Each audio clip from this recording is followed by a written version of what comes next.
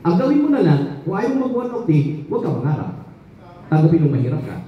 At least, tanggap mo. Naman nyo ba? Eh, ang tanong, wala kang pangarap. Yung magiging anak mo, wala rin bang pangarap? Gagayahin ka rin ba? Eh, what if may pangarap? Responsibilities mo yan. Tama, hindi. Ibinigay sa iyo yan para yung pangarap, tuparin mo. Tama po? Ibig sabihin, ano po point ko? Wala na akong option. Naman nyo ba? So, try natin ang negosyo. Okay? Kasi tingnan nyo. Sa negosyo, pag-usapan natin. Di ba ang negosyo, dalawang klase? So, by the way, reality to insurance company in SSS. Social Security, Social Security System. Naglabas po sila ng statistic. Ito pong statistic na to, nagtrabaho po ng more than 40 years. At the age of 60 years old, alam nyo yung nangyari ng mga naging empleyado? 1% lang po ang yumaman, 2% ang may kaya. Yung 97%, 60 years old, alam niyo po, is still working. Nagtatrabaho pa rin. Then broke. Mahirap. Dependent sa anak. Kaya lang, sometimes, ultimong paracetamol, di mabigyan ng anak. Nangyayari? Sakit, no? Sakit po. Yung iba patay na. Can you imagine? Ang mga empleyado pala, kung titignan mo, 97% mahirap. Kaya lang bakit sumusugal tayo dyan? For survival? No, wala kang choice. Kasi hindi ka pa nag-invite sa 1OT. Wala kang choice. Kung yes, nasa 1OT tayo, tama?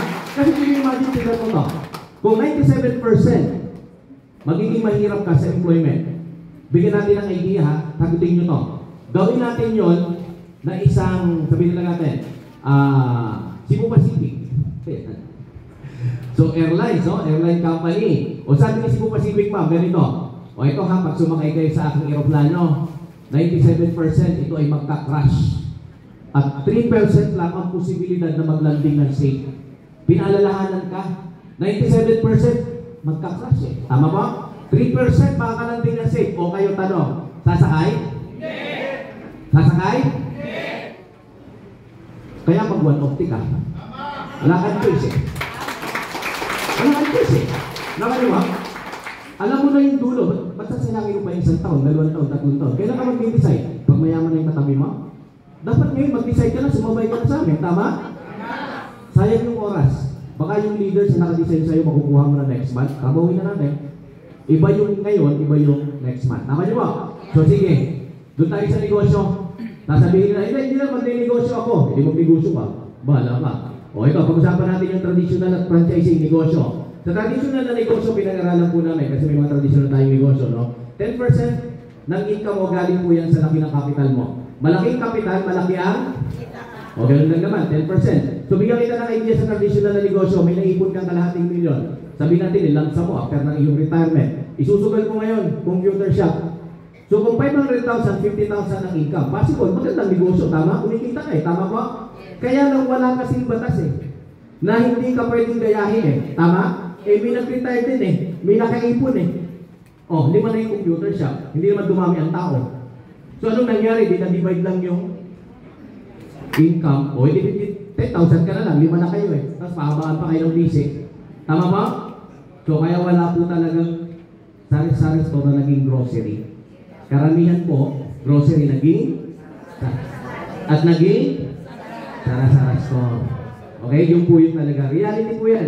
Ngayon bigyan natin ng pagkakataon yung franchising. Maganda to, sistema gawa na eh. Kaya lang Jollibee 30 to 45 million. Shell, Caltex, Petron 6 million. Wag lang pag-usapan yan. Wala lang tayo million eh. Sayang oras natin dyan. Okay? So, ako hindi ko kayo sa utan yung traditional negosyo. Kasi pwede naman talaga umasenso dyan. Basta meron ka lang talagang specialty, karunungan doon sa negosyo pinasok mo ha. Kasi kung hindi ka pwedeng gayahin, okay yun. Pero kung nagagaya ka, medyo mahirap ang laban. So another option, abroad, OFW. So by the way ha, okay po ang OFW pwedeng yumaman kung yung value nung natapos mo ay ang halaga mga kalahating milyon monthly. As of now ha, IT po ang may pinakamagandang value ngayon sa abroad. Nurse, pwede pa rin kung nagki-caregiver. Okay, sa US kasi, in demand sila. Pero kung basic yung tatapos mo, medyo hindi ka makakasugal. So galing ako kami sa abroad, hindi ko i-cross out ha, baka may mga kapitan ng barko rito. Okay, tiisin mo na lang. Nasa loob ng 30 years. 3 years mo lang kasama pamilya mo, 27 years. Hiwalay ka sa pamilya mo. Tiisin mo. na nagpamilya ka pa. Di mo rin pala makakasama. Eh, hindi na pamilya tawag doon. Hanapan mo ng ibang definition. Kasi pamilya dapat sama-sama. Tama ba?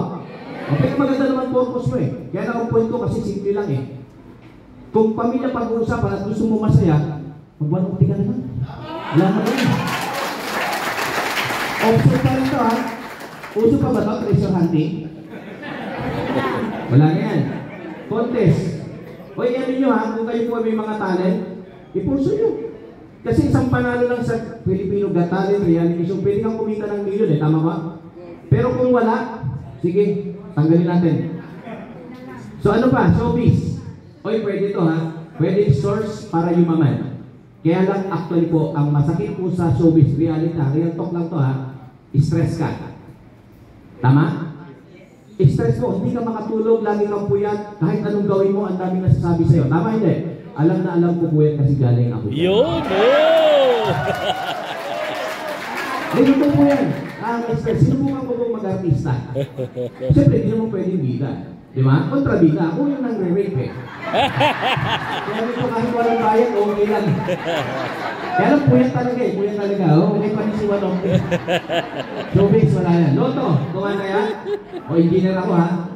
Engineer po ako. Kung iakasa mo yung buhay mo sa luto, yung future mo, eto na po sasabihin ko sa inyo, mas malaki ang chance na maang ka ng kidlat kaysa tumama ka sa luto. Kasi ang kidlat, 1 of 38 million eh. Dito, 42 million out of 1. Eh, wala na to, wala na pag-asa yan. Tagal mo na tumanaya dyan. Sports, isa lang si Manny Pacquiao, tama? Isa lang siya eh, tama? Itry mo rin, pasagi yung mukha mo. Politics, madumi na. Pero pwede pumasok. Kaya lang, tanggapin mo na, di ba? Tayo ayaw natin yan eh. Sindikato, gusto nyo? Option din yan, para yumaman. Kaya lang, sabi nung panahon ni Bigong, ito kwento ha, sabi nung panahon ni Bigong, pag daw ikaw pumasok sa sindikato, isang paa mo, nakatapak na sa hukay, tama?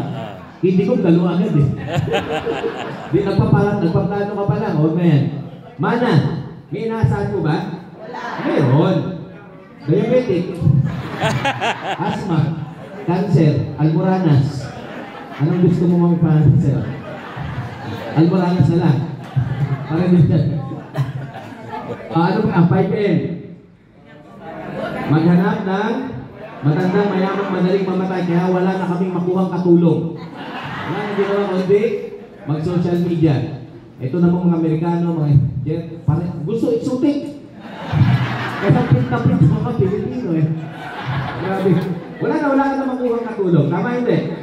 Pero by the way ang mga Pilipino isa sa mga pinakamagandang babae yan sa balat ng lupa. Tama ba?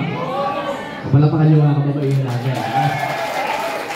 Kaya punta ka na iba't ibang bansa, di ba? Tama ba?